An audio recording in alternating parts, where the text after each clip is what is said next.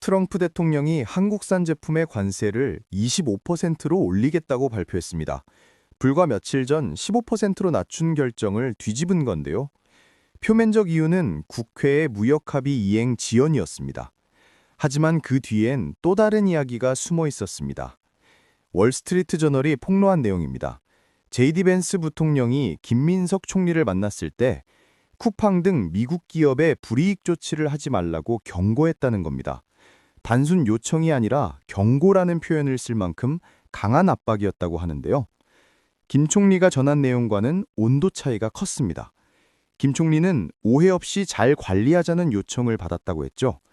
하지만 WSJ 보도에선 의미 있는 완화를 원한다는 직접적 압박이 있었다고 합니다.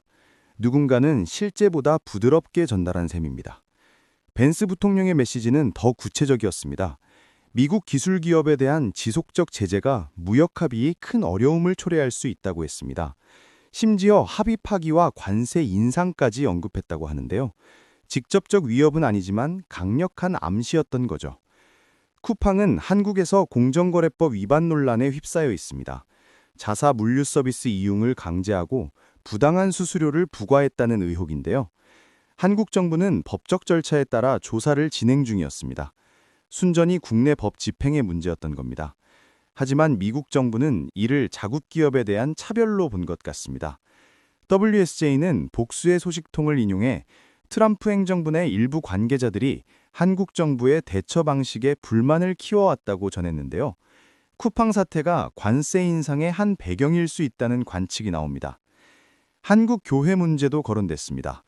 WSJ는 한국 교회에 대한 조치도 미국 측 불만 사항 중 하나라고 보도했습니다.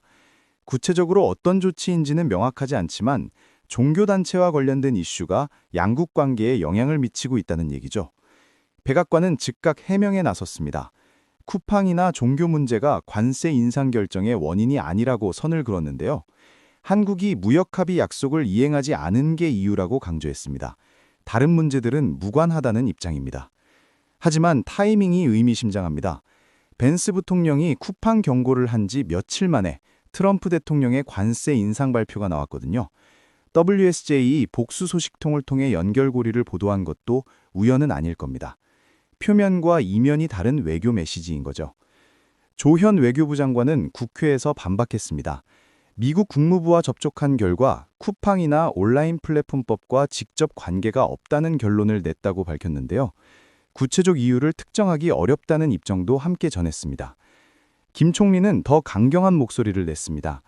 법적 문제가 있는데 로비로 풀려는 기업은 그럴 수 없다는 걸 인식해야 한다고 했죠. 미국의 압박에도 법 집행은 계속하겠다는 의지를 보인 겁니다. 원칙을 지키겠다는 메시지였습니다. 트럼프 대통령은 하루 만에 톤을 바꿨습니다. 한국과 함께 해결책을 마련할 것이라며 협상 여지를 남겼는데요. 관세 인상 시기도 언급하지 않았고 행정 조치도 취하지 않았습니다. 압박과 협상을 오가는 트럼프식 전략이 작동하고 있는 겁니다. 결국 이 사태는 세 개의 층위로 읽힙니다. 첫째, 무역합의 이행 지연이라는 공식 이유. 둘째, 쿠팡과 종교 문제라는 이면의 압박. 셋째, 한국의 법 집행 주권과 미국 기업 보호 사이의 충돌입니다. 양국 정부의 입장 차이도 선명합니다. 미국은 쿠팡 문제를 의미 있게 완화하라고 요구하고 한국은 법적 절차와 무관하다고 맞섭니다. 공개 발언과 비공개 압박 사이에서 진실은 어디쯤 있을까요? WSJ는 아직 협상 기회가 열려 있다고 전했습니다. 트럼프 대통령이 관세 인상을 유보한 것도 그런 맥락으로 해석되는데요. 결국 한국 정부가 어떤 카드를 꺼내냐에 따라 결과가 갈릴 것 같습니다. 변화무쌍한 트럼프 2기 외교가 시작됐습니다. 며칠 사이 메시지가 뒤바뀌고 공식 발언과 내부 압박이 엇갈리는 상황.